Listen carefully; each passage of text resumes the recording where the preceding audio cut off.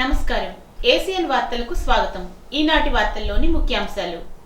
Polavaram project నిర్మాణంలో YCP ప్రభుత్వం అలసత్వం వహించిందని ముఖ్యమంత్రి నారా చంద్రబాబు నాయుడు అన్నారు. పోలవరం ప్రాజెక్టును సందర్శించిన ఆయన మాట్లాడుతూ 10 ఏళ్లుగా పట్టిసీమ ఎత్తిపోతల పథకం శ్రీరామ రక్ష అయిందని అన్నారు. అదే లేకపోతే చాలా ఇబ్బందులు పడేవాళ్లమని చెప్పారు. అలాగే పోలవరం ప్రాజెక్టు కోసం ఎంత కష్టపడ్డానో నాకు తెలుసు అని పేర్కొన్నారు. 2019లో తెలుగుదేశం పార్టీ అధికారం కొనసాగించి ఉంటే 2020-21 నాటికి పోలవరం ప్రాజెక్టు పూర్తయి ఉండేదని ముఖ్యమంత్రి చంద్రబాబు పేర్కొన్నారు. సోమవారం పోలవరం ప్రాజెక్టు కార్యాలయంలో అధికారులతో నిర్వహించిన రివ్యూ మీటింగ్ లో ఆయన మాట్లాడారు. పోలవరం ప్రాజెక్టు పూర్తయి ఉంటే నేడు రాష్ట్రానికి ఎంత లాభం చేకూరి ఉండేదో అని చెప్పారు. ఇప్పుడు డయాఫామ్ వాలే కాకుండా వైబ్రో కాంపాక్షన్ కానీ శాండ్ ఫిల్లింగ్ కానీ what is the additional cost? దగ్గర 300 crores. ఇది ఒక 300, అది ఒక 990, 1200. టోటల్గా కవర్ వల్ల అయినా ఎఫెక్ట్ వల్ల అయినా ఇది 2000 crores కింద 2000 crores హెడ్స్ రాయండి. 200 crores ఇప్పుడు వాళ్ళు 12,000 crores ఇచ్చిన దాంట్లో ఇంక్లూడ్ చేశారు. ఆ రోజు తెలుగుదేశం ప్రభుత్వం కంటిన్యూ అయి ఉంటే 2021కి ప్రాజెక్ట్ పూర్తి అయిపోయేది. 2021కి అయిపోయింది. 2020-21 పూర్తి అయి ఉంటే ఈరోజు రాష్ట్రం ఎంత బెనిఫిట్స్ వచ్చేటో ఒకసారి చూసుకోవాలి. పట్టిసీమ ప్రాజెక్టు తీసుకపోతే దాన్ని ఎగతాళి చేశారు. ఎందుకు కట్టారన్నారు, ఎక్కడ స్టోరేజ్ ఉందన్నారు. ఆ పట్టిసీమ లేకపోతే కృష్ణా డెల్టా ఎడారైపోయేది. అలాంటివన్నీ విన్యాసాలు చేశారు. ఇప్పుడు 10 ఏళ్లుగా పట్టిసీమి శ్రీరామ రక్ష అయిపోయింది. ఆ ప్రాజెక్ట్ లేకపోతే ఎంత ఇబ్బంది పడేవాడో అన్ని ఇబ్బందులు పడేవాడు. అంటే ఒక వ్యక్తి యొక్క అజ్ఞానానికి, మూర్ఖత్వానికి, లేకుంటే రాక్షసత్వానికి నిదర్శనం ఇచ్చేది. బాధేస్తుంది చెప్పాలంటే, కోపం వస్తుంది, ఆవేశం వస్తుంది, సభ్యత అడ్డం వస్తుంది. మామూలుగా కాదు. నాకు తెలిసి ఈ ప్రాజెక్ట్ కోసం ఎంత కష్టపడ్డానని. పండగ పూట నేను పోతూ అమెరికాకు పోవాలంటే నేను నాగపూర్కి వెళ్ళాను. మినిస్టర్ దగ్గరికి వెళ్ళి ఇక్కడ నమూనా కూడా పెడితే అవన్నీ ఇక్కడ పాట్నా అనుకుంటా, ఇది పూణే నాగపూర్లో మంత్రి దగ్గరికి పోయాను. పూణేలో నమూనా పెడితే నమూనాను చూసి అవన్నీ కూడా ఎట్లా చేయాలని అవన్నీ ఆలోచించుకో మళ్ళా వచ్చాను. ఒకసారి అరుణ్ జైట్లీ ఉండేవాడు. మేము ల్యాండ్ అక్విజిషన్ మేము ఎట్లా ఇస్తా ఉంటే ప్రాజెక్ట్ అంటే ఏంటని చెప్పి నువ్వు సుప్రీంకోర్టు లాయర్వి ఇట్లా ఆర్గ్యూ చేసి ఎట్లా అన్ని మొత్తం రాత్రంతా వీళ్ళందరినీ పెట్టి రాత్రంతా ప్రిపేర్ చేసి ఆర్గ్యుమెంట్స్ తయారు చేసకపోతే గడ్కరీ ఇద్దరు కలిసి అరుణ్ జైట్లీ మీరు చెప్పింది కరెక్టే అని ఒప్పుకున్నారు. అంటే ఎంత పట్టుదలగా ఆ ప్రాజెక్ట్ని తీసుకొచ్చామంటే ఆ రోజు దాన్ని కూడా ఎగతాళి చేశారు. నేను ప్రధానమంత్రికి ఇచ్చినప్పుడు ప్రధానమంత్రి నీతి ఆయోగ్కి రెఫర్ చేశారు. వాళ్ళకి రెఫర్ చేసినప్పుడు ఇది కేంద్ర ప్రభుత్వంలో ఉండే ప్రాజెక్టులన్నీ 20 ఏళ్ళు 30 ఏళ్ళు ఏ ప్రాజెక్టు పూర్తి కాలేదు. ఇది రాష్ట్ర ప్రభుత్వానికి ఇస్తే వాళ్ళకి అవసరం కాబట్టి, డెడికేటెడ్ టు ఆంధ్రప్రదేశ్ కాబట్టి వాళ్ళు వార్ ఫుటింగ్ మీద చేస్తారు, శ్రద్ధ పెడతారు, మీరు వాళ్ళకి ఇస్తే బెటర్ అని రికమెండ్ చేశారు. పన్గారియా ఇప్పుడు 16th ఫైనాన్స్ కమిషన్ చైర్మన్, ఆయన రికమెండ్ చేస్తే కేంద్రం నాకు ఇస్తే నేను తీసుకున్నానని చెప్పి నన్ను విమర్శించే పరిస్థితికి వచ్చారు. అంటే ఒకసారి డెస్టినీ మళ్ళీ ఆ ప్రాజెక్ట్ని నాశనం చేసిన ప్రాజెక్ట్ని మళ్ళీ గాడిన పెట్టడమే కాకుండా పూర్తి చేసే బాధ్యత కూడా మళ్ళా మాకు భగవంతుడు ఇచ్చే పరిస్థితికి వచ్చాడు. ఇటీవల PPA ఎక్స్పర్ట్స్, CWC వీళ్ళందరూ కూడా ఒక 3 రోజులు వర్క్షాప్ పెట్టారు. ప్యానల్ ఆఫ్ ఎక్స్పర్ట్స్ 2 times ఇక్కడికి వచ్చారు. డీ వాటరింగ్ కానీ, అప్రోచ్ రోడ్ నిర్మాణం కానీ, వర్కింగ్ ప్లాట్ఫామ్స్ అన్ని పనులని మొదలు పెట్టాం. మళ్ళీ దీన్ని స్పీడప్ చేస్తున్నాం. ఈ స్పీడప్ చేసే కార్యక్రమంలో మీరు చూస్తే కొత్తగా డయాఫామ్ వాల్, ECRF డ్యామ్ 2 కూడా ప్యానల్ గా చేయొచ్చని కూడా ఇండికేషన్ ఇస్తున్నారు. దాన్ని కూడా ఫాలో అప్ చేస్తున్నాం. ఇంకో పక్క దెబ్బతిన్న డయాఫామ్ వాల్ స్థానంలో కొత్త డయాఫామ్ వాల్ ఇప్పుడే మీరు చూశారు, అది కూడా వర్క్ స్టార్ట్ చేస్తున్నాం. కొత్త డయాఫామ్ వాల్ ఎక్విప్మెంట్ అంతా కూడా వస్తుంది, మెషిన్స్ అవన్నీ. ఇది జనవరి 2వ తారీఖున ప్రారంభం అవుతుంది, వర్క్ స్టార్ట్ అవుతుంది. 2026 మార్చి నాటికి డయాఫామ్ వాల్ అన్నారు, కానీ నేను చాలా స్పష్టంగా చెప్పింది 2025 డిసెంబర్కే డయాఫామ్ వాల్ పూర్తి కావాలని. ECRF గ్యాప్ 1 డిసెంబర్ 10న పనులు మొదలవుతాయి. 26 ఫిబ్రవరిలో పూర్తి చేస్తా ఉన్నారు. అవసరమైతే ప్రీపోన్ చేయమంటున్నాం. ఈసీఆర్ గ్యాప్ 2 పనులు మొదలైనాయి. 27 డిసెంబర్ అంటున్నారు, కుదరదు, ఇంకా ముందే చేయాలన్నా కనీసం 26 మే, జూన్, జూలై లోపల చేస్తే మనకు ఒక సీజన్ కలిసి వస్తుంది. నీళ్లు కూడా పెట్టుకోవడానికి అవకాశం ఉంటుంది. గ్రాడ్యువల్ గా పెట్టాల్సి వస్తుంది. కనీసం 26 నుంచి వాటర్ ని బిల్డప్ చేయడానికి మనకు టైం అంతా కూడా 26 మీరు చూస్తే ఇక్కడ అక్టోబర్ వరకు ఉధృతంగా ఫ్లో ఉంటుంది. ఇంధనాన్ని పొదుపు చేయడం ద్వారా భావితరాలకు వెలుగునిద్దామని జిల్లా కలెక్టర్ చదలవాడ నాగరాణి పిలుపునిచ్చారు. ప్రతి ఒక్కరూ కూడా సోలార్ ద్వారా విద్యుత్తును ఉత్పత్తి చేసుకుని పొదుపుగా వాడుకోవాలని, పీఎం సూర్య ద్వారా ఇంటింటికి సోలార్ విద్యుత్ అందుబాటులోకి రావడం జరిగిందని కలెక్టర్ నాగరాణి చెప్పారు. పశ్చిమ గోదావరి జిల్లా భీమవరంలో జరిగిన విద్యుత్ పొదుపు వారోత్సవాల కార్యక్రమంలో ముఖ్య అతిథిగా జిల్లా కలెక్టర్ నాగరాణి పాల్గొని విద్యుత్ శాఖ అధికారులతో ఇంధనం పొదుపుపై ప్రతిజ్ఞ చేయించారు. ఈ సందర్భంగా కలెక్టర్ నాగరాణి మాట్లాడుతూ ఇంధనాన్ని పొదుపుగా వాడడం ద్వారా భవిష్యత్తులో దేశానికి విద్యుత్ సమస్య అనేదే లేకుండా చేయవచ్చునని పేర్కొన్నారు. రోజు రోజుకు దేశంలో విద్యుత్ వినియోగం పెరిగిపోతోందని, దీన్ని తగ్గించే ఉద్దేశంతో సాంప్రదాయేతర ఇంధన వనరుల వినియోగాన్ని కేంద్ర, రాష్ట్ర ప్రభుత్వాలు ప్రోత్సహిస్తున్నట్లు చెప్పారు.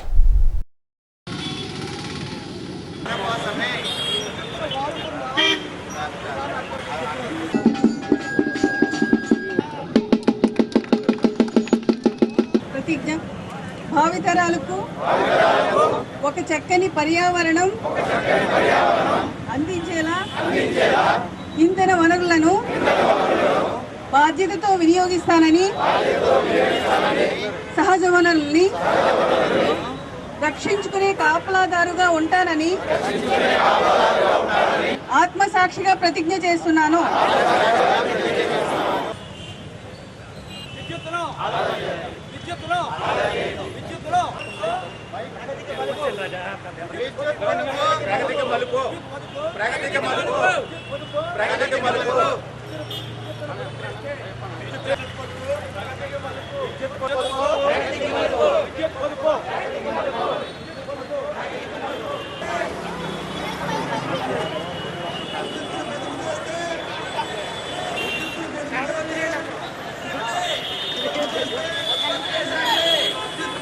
పిఎం సూర్య గారి ప్రోగ్రాంలో హౌస్ ఇంటింటికి కూడా ఈ సోలార్ ప్యానెల్స్ పెట్టుకుని విద్యుత్ ఉత్పత్తి చేసే సోలార్ ఉత్పత్తి చేసే అవకాశాన్ని ప్రతి కుటుంబాలకి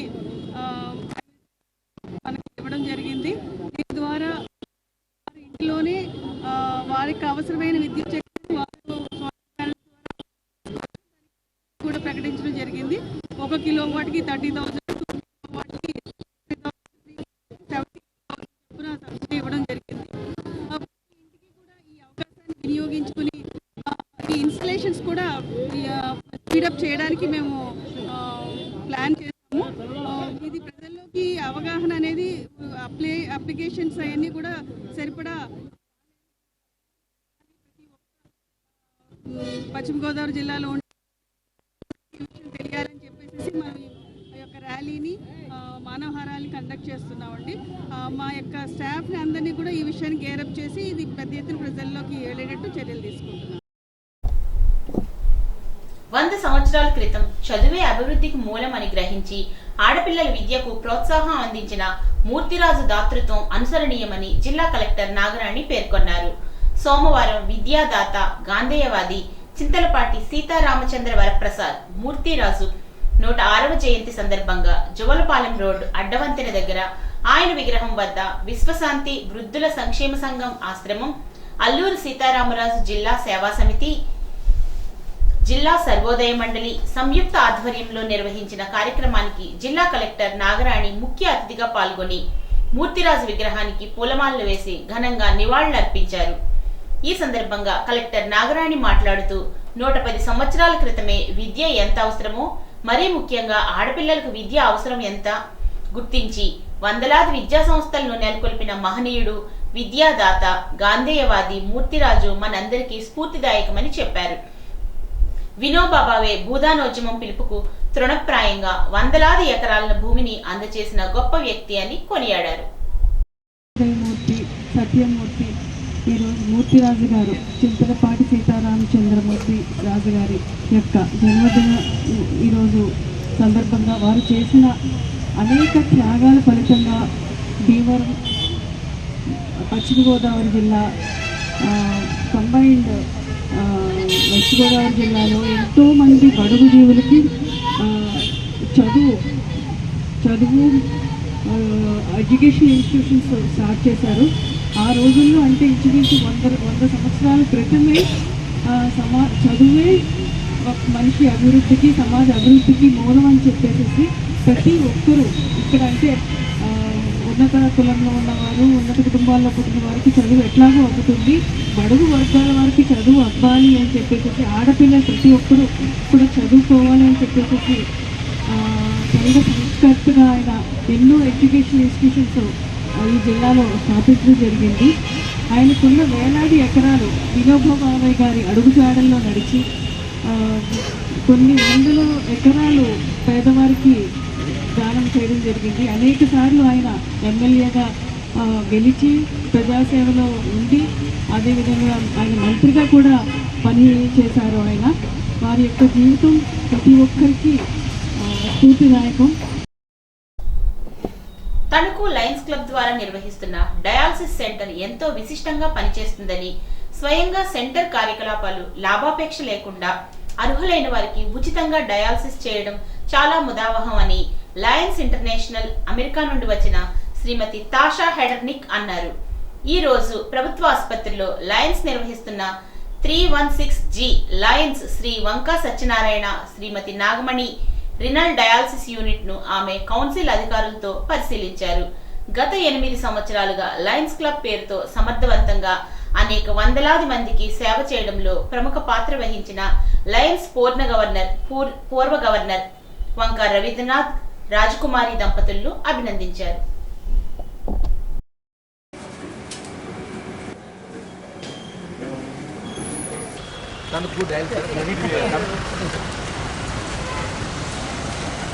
It was a very beautiful drive, though, yes. With the rice paddy. Okay, yes, yeah. HBSH. They have titles. Here 5 times over there. Then Euro.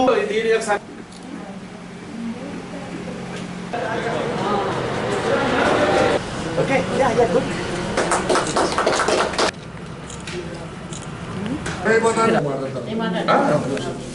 One minute. Tanuku line members అందరికీ గుడ్ ఈవినింగ్ అండి. రవీంద్ర గారిని నేను వారి శ్రీమతిని కూడా నేను మనస్ఫూర్తిగా అభినందిస్తూ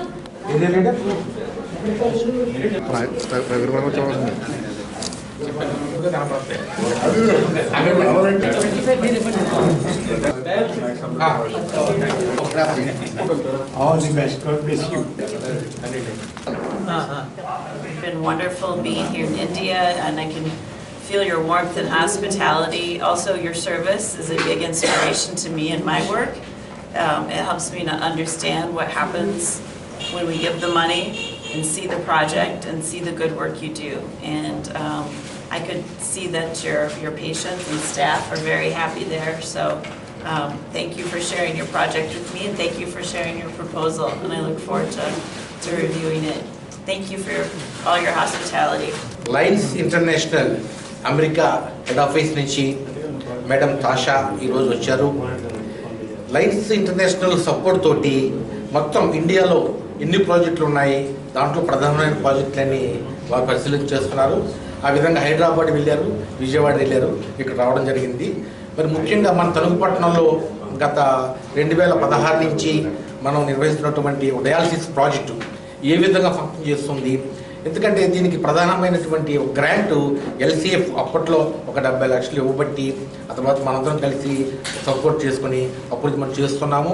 మరి మనం చేసిన ఈ యొక్క ఎలా వెళ్తుంది ఈ సంస్థ, ఎంత బాగా అని చెప్పి చూడడానికి వచ్చారు. మరి ఈరోజు చూసి 90 మంది పేషెంట్లు ఎప్పుడు కంటిన్యూగా సర్వీస్ పొందుతున్నారని వారు చాలా ఆనందపడ్డారు. అలాగే త్వరలోనే దీన్ని మనం ఎక్స్పాన్షన్ చేస్తున్నామని, ఎక్స్పాన్షన్ కూడా పూర్తిగా సహకరిస్తామని వారు చెప్పారు. మరి ఈ చుట్టుపక్కల ప్రాంతాల్లో అనేక మరి బ్లడ్ ప్రెషర్ ఎక్కువ ఉండడం మూలంగా, పెయిన్ కిల్లర్స్ ఎక్కువ పడడం మూలంగా ఎక్కువగా కిడ్నీ సమస్యలు ఎక్కువ వస్తున్నాయి. మరి కిడ్నీ సమస్యలు వచ్చినప్పుడు ప్రధానంగా డయాలసిస్ అనేది చాలా అవసరం. డయాలసిస్ చేసిన తర్వాత కిడ్నీ మార్పిడి దాంట్లో వెళ్తూ ఉంటారు. మరి డయాలసిస్ కోసం దూరం లేకుండా భీమవరం, ఏలూరు వెళ్ళనవసరం లేకుండా తణుకులో ఉండడం మూలంగా తణుకు చుట్టుపక్కల ప్రాంతంలో అనేక మందికి సమయము అలాగే డబ్బు రెండు ఆదా అవుతున్నాయి.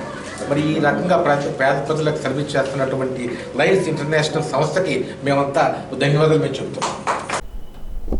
సోమవారం జిల్లా కలెక్టరేట్ మీకోసం సమావేశ మందిరంలో ప్రజా ఫిర్యాదుల పరిష్కార వ్యవస్థ మీకోసం కార్యక్రమంలో జిల్లా joint collector T Rahul Kumar Reddy సంబంధిత అధికారులతో కలిసి జిల్లా కలెక్టర్ చదరవాడ నాగరాణి జిల్లాలోని వివిధ ప్రాంతాల నుంచి వచ్చిన అర్జీదారుల నుండి అర్జీలను స్వీకరించారు.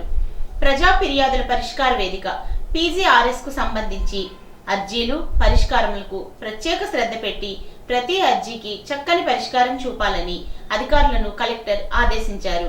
ఈ సందర్భంగా కలెక్టర్ మాట్లాడుతూ ప్రతి అర్జీని ఆడిటింగ్ చేయడం జరుగుతుందని, ప్రజల నుండి అందే ప్రతి అర్జీని నిర్ణీత సమయంలోపే పరిష్కారం చేయాలని, ఈ లోపుగానే దానికి శాశ్వత పరిష్కారాన్ని పరిష్కరించాలని పేర్కొన్నారు. జనవరి 3, 4, 5 తేదీలలో CPM జిల్లా మహాసభలు భీమవరం పట్టణంలో ఘనంగా నిర్వహిస్తున్నట్లు ఆ పార్టీ జిల్లా కార్యదర్శి బి బలరాం తెలిపారు. సోమవారం స్థానిక పుచ్చలపల్లి సుందరయ్య భవనంలో CPM పార్టీ ఆధ్వర్యంలో మహాసభ లోగో ఆ పార్టీ జిల్లా కార్యదర్శి బలరాం, జిల్లా కార్యవర్గ సభ్యులు JNV గోపాలన్, బి వాసుదేవరావు ఆవిష్కరించారు. ఈ సందర్భంగా పార్టీ కార్యదర్శి బి బలరాం మాట్లాడుతూ CPM పార్టీ ప్రతి 3 సంవత్సరాలకు ఒకసారి గ్రామ స్థాయి నుంచి అఖిల భారత స్థాయి వరకు మహాసభలు జరుగుతాయని తెలిపారు.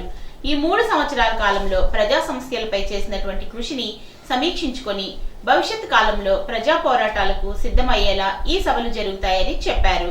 అందులో భాగంగా 2025 ఫిబ్రవరి 2, 3, 4 తేదీలలో రాష్ట్ర మహాసభలు నెల్లూరులో, ఏప్రిల్ మొదటి వారంలో అఖిల భారత మహాసభలు తమిళనాడు రాష్ట్రంలోని మదురైలో జరుగుతాయని తెలిపారు.